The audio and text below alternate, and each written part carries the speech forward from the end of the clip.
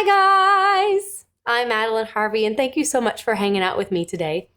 In our lesson video today, we're going to talk about how to get rid of performance anxiety.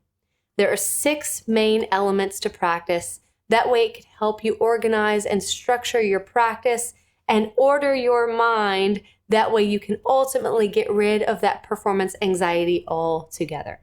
So if you like today's video, please be sure to give it a thumbs up or click that subscribe button below. I would love to see you here more often. The video that you're about to watch was taken as a clip from a live voice lesson that was shot earlier today. If you want to watch the entire live, which is about an hour in length, and it's totally worth it, I invite you to click that join button below and become a member of this channel. As a member, you'll have exclusive access to all of our live voice lessons that we shoot every Monday and Thursday at 12 p.m. Central Standard Time. So again, just click that join button below, become a member of this channel. It's only $4.99 a month, and your membership helps to support our channel. That way we can continue to deliver awesome content for you. You ready to get into this? Here we go.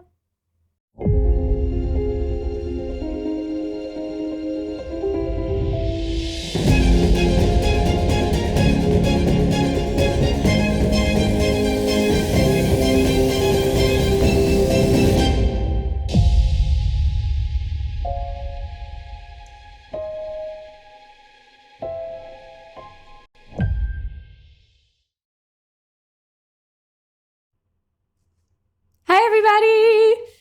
Happy Monday. It's so very good to see you all.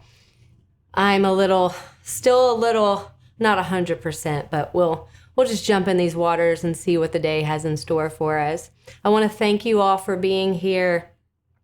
This is a extremely precious subject. There are many things with voice that I feel are extremely precious in the sense that it becomes more about the being, the quality of the being that's behind the doing, and it becomes more about the person rather than, let's just say, the skills. So today we're just going to lean in, and we're going to talk about how to deal with our performance anxiety and then hopefully how to alleviate it altogether. I want to open this up. This is very important for me to feel like we're having a conversation with each other. So as we're talking about today, I really want you all to comment and be as active in the comments as you possibly can, because this is a very personal subject. When we talk about performance anxiety or any kind of anxiety, there's some energy that's underneath that. So I would love for you to share what you think performance anxiety is.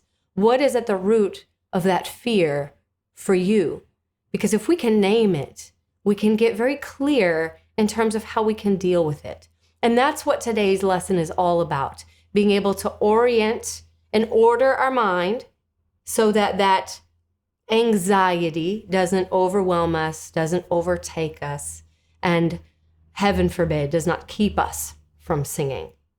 So I want you all to, again, typey. What is this like for you? When you think about performance anxiety, what are we afraid of?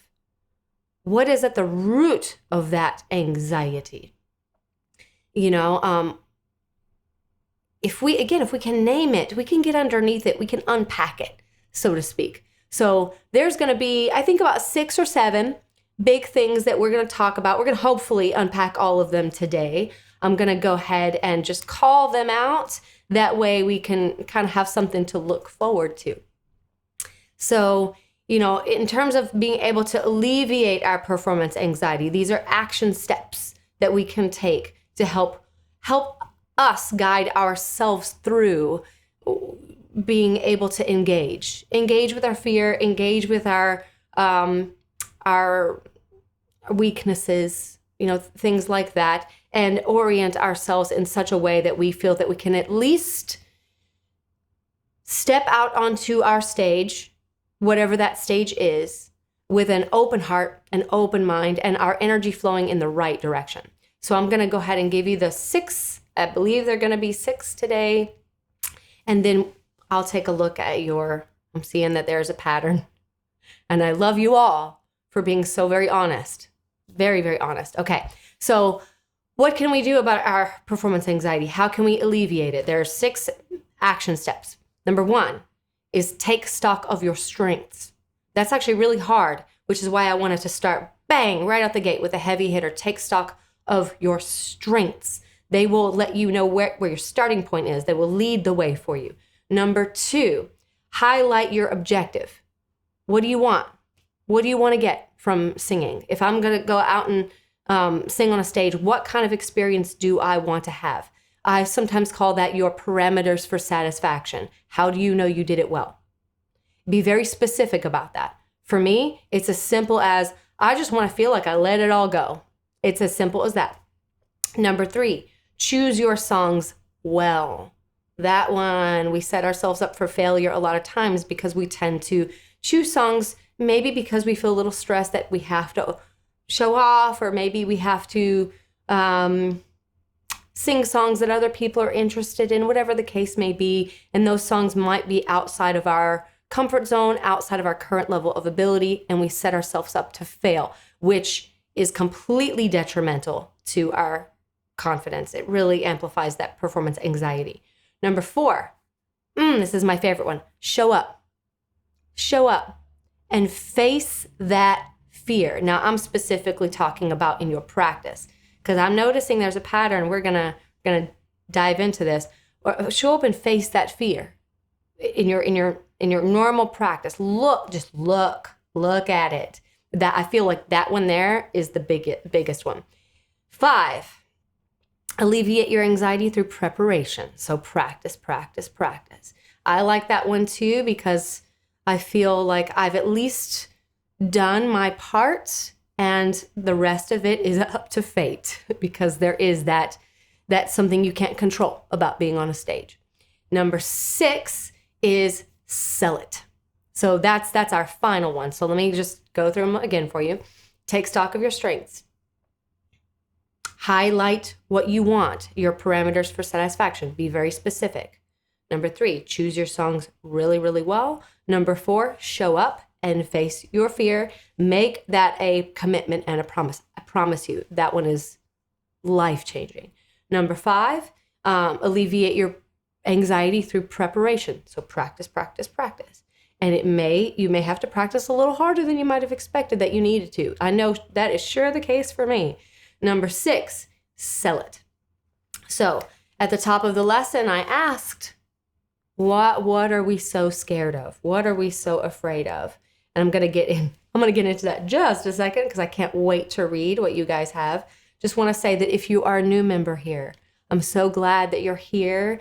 This is a musical family, really becoming quite a wonderful musical family. We do these lives every Monday and Thursday at 12 p.m. Central Standard Time. So we hope that you'll be here, and we're looking forward to learning all about you. And if you also want to learn a little bit more about your voice, dive into it a little bit deeper, I have lessons available on Skillshare. We have about 9 hours of modules, and there's more coming. So anything you want to learn about your voice, we can turn that into an art form in Skillshare. So now, here we go. Let's hop into some of the comments. So I'm going to just scroll up, just again, looking at that pattern.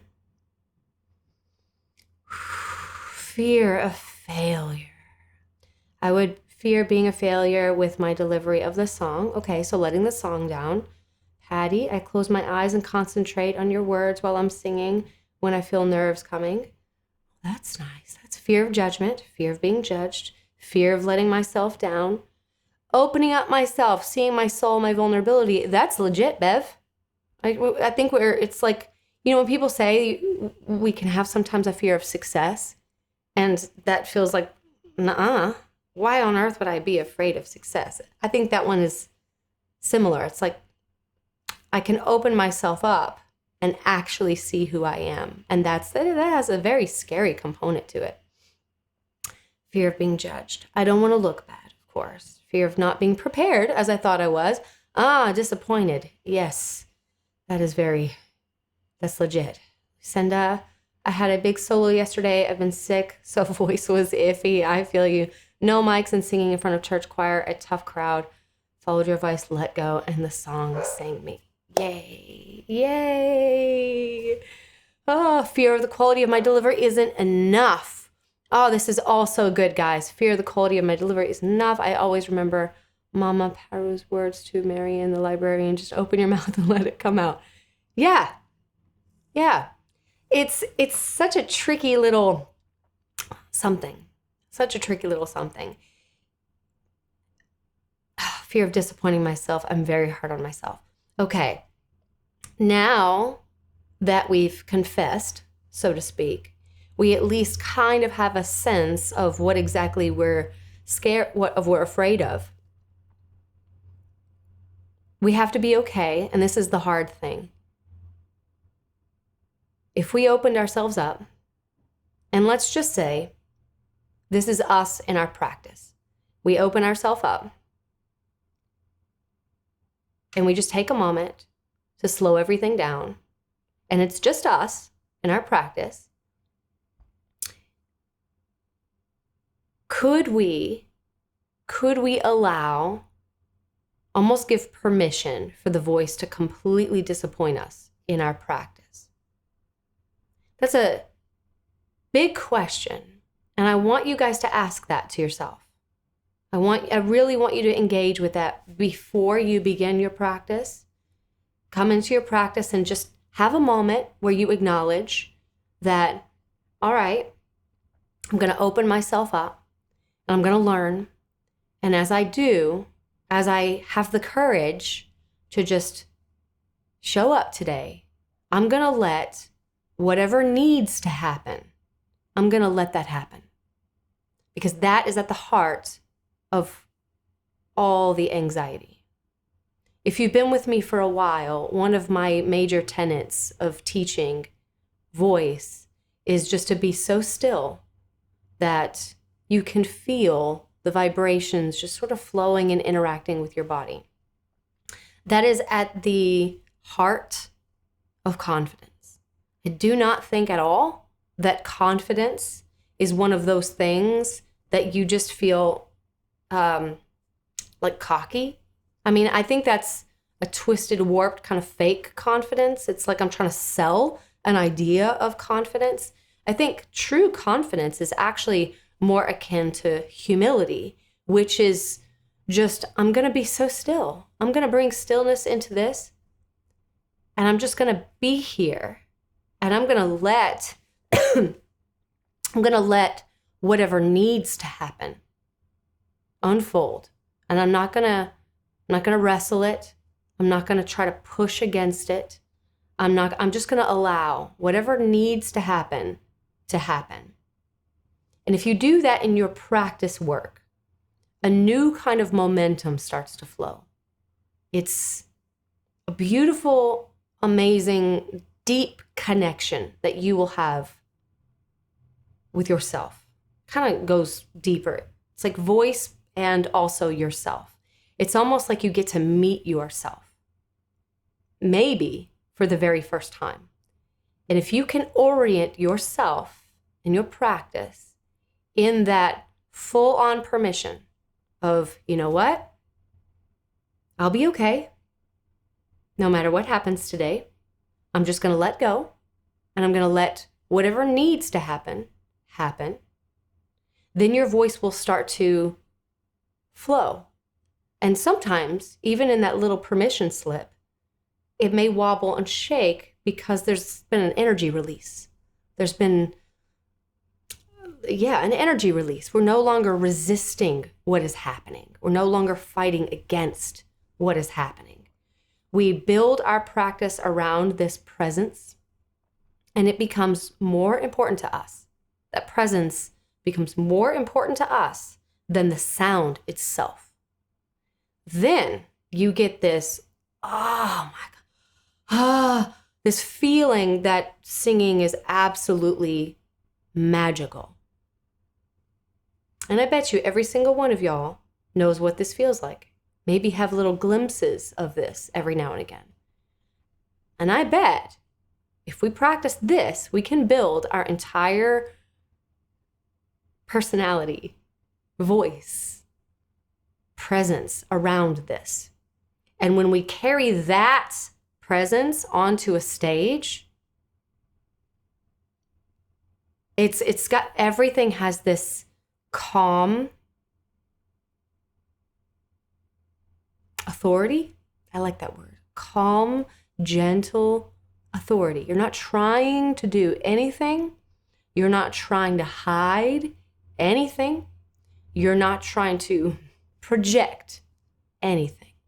And you also don't need the audience to validate you. Because when you've built your practice around that presence, you don't need anything. It's kind of crazy and amazing. And you also don't fear anything either, because you've met your voice. You've heard your voice.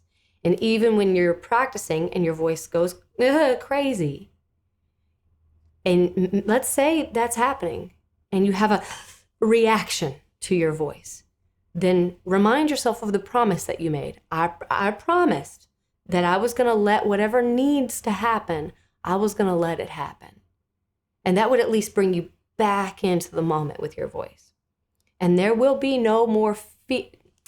There might be fear. That fear might be incremental, right? A little lessening and a little lessening. But there might be a disappointment, like, well, yeah, I did promise that I was going to let that happen.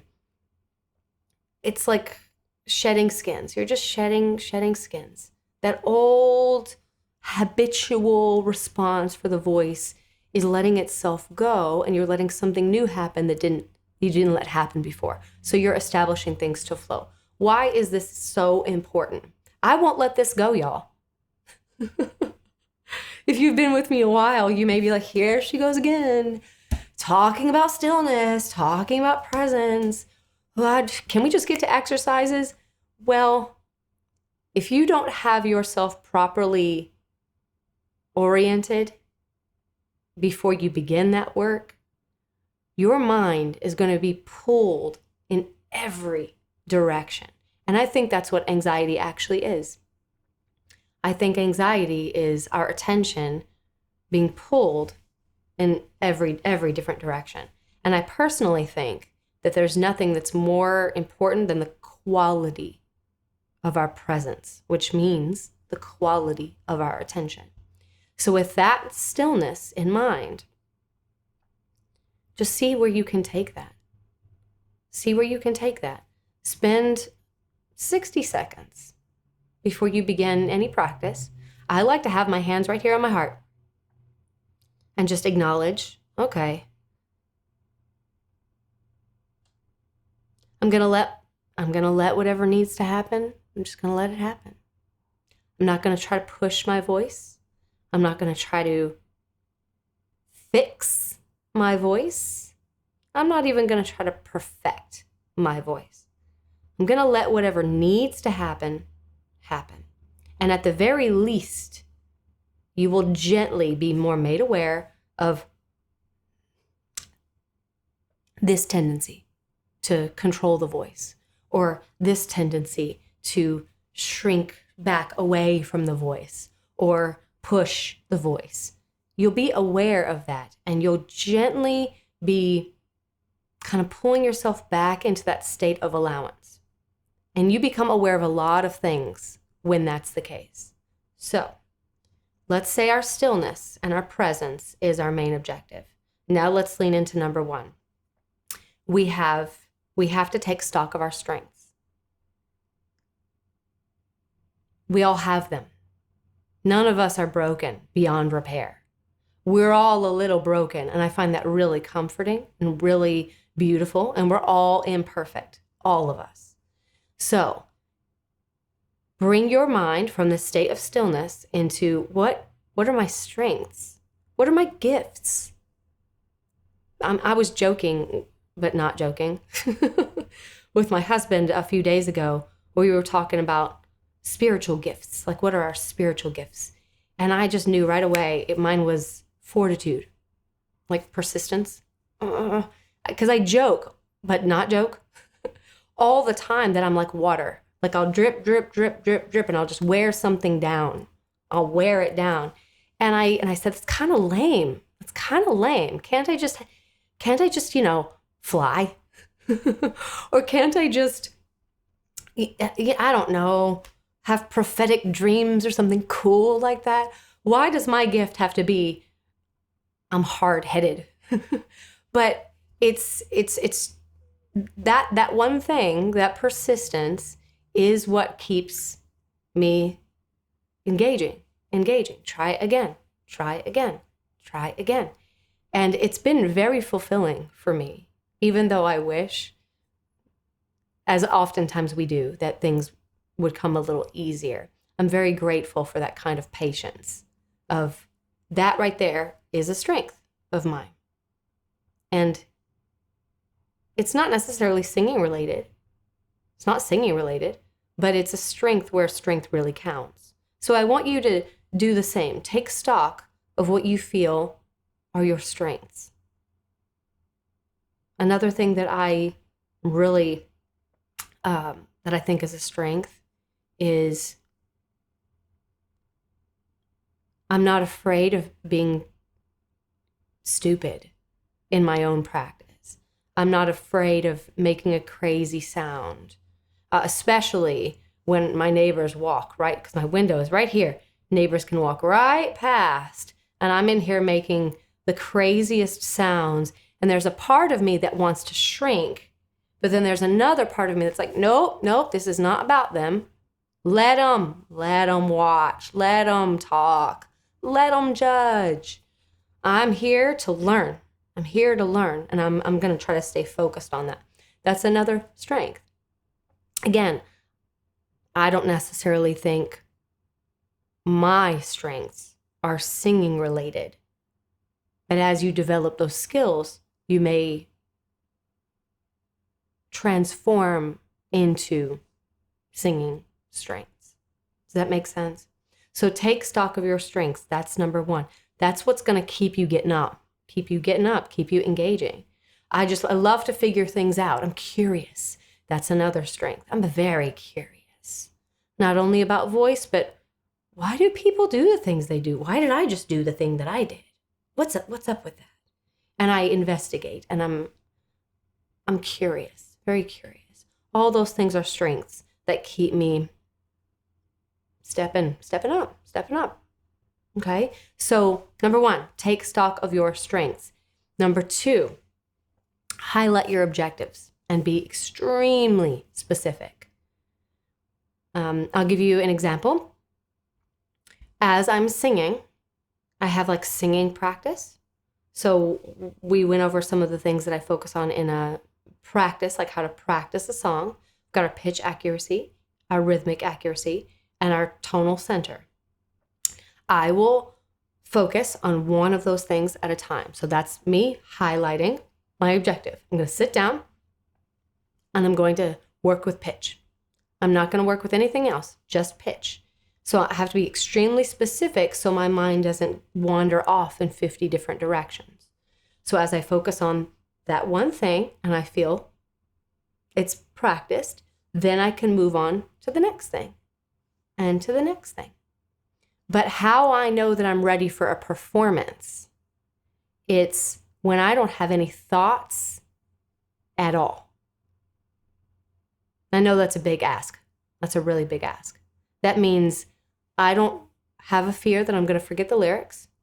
I don't have a fear that I'm going to sing the wrong pitches. I don't have a fear that I'm going to sing the wrong rhythm. I don't actually have to think about any of those technical components at all. Now, in order for me to get to that kind of place, I have to really, really practice. I'm saying probably sing a song at least 300 times. And I'm being legit about that. And in that focus, as I'm singing it those 300 times, I allow myself to watch, pay attention to those specific things. But once I've done that, I want it to be so ingrained in my muscle memory that it does not require my conscious attention anymore.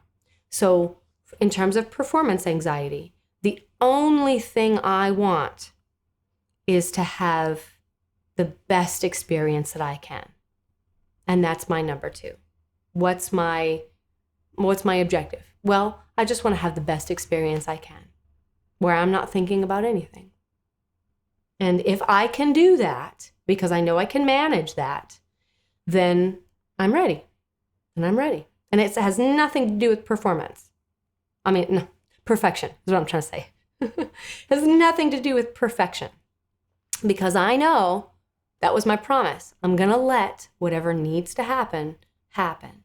And very, very, very, very rarely will it be perfect.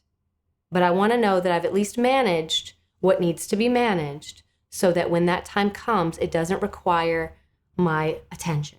I can just let it go. That's number 2. So number 3, and it's very, very, very important. And I'll just say it like this.